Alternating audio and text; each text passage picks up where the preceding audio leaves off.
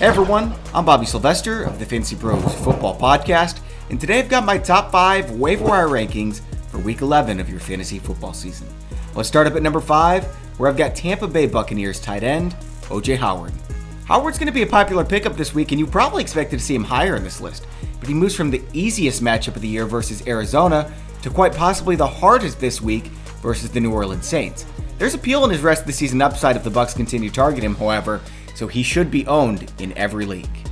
At number 4, we'll move on to running back, where I've got Alexander Madison of the Minnesota Vikings. Not only is Madison the top handcuff in fantasy football with legitimate league-winning upside if anything happened to Dalvin Cook, but he also has more rushing yards this season than Devonta Freeman, and Royce Freeman too.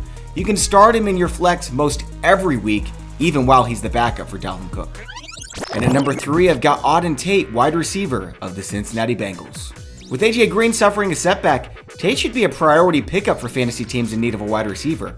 Since week 3, Tate is tied for 12th in football with 58 targets. He only has one score on the season, but with games coming up against Oakland, the Jets, and Miami, he should start to add to that tally.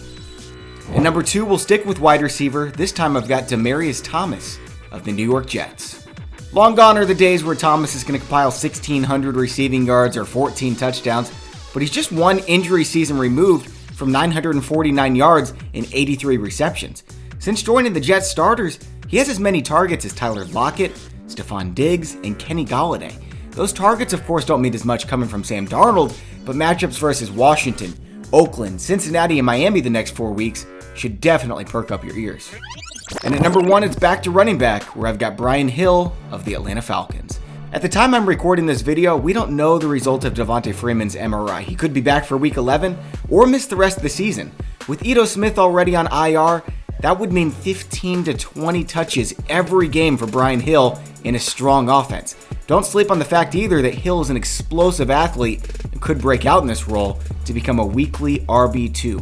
If Freeman is indeed out, Hill is well worth your entire fab budget. Alright guys, that's all for my top 5 waiver wire pickups of week 11. If there's any changes, especially with the Brian Hill thing and the Devonta Freeman MRI, make sure to check the comment section to see my updates. And as always, like and subscribe for future content. Thanks for watching and enjoy your football.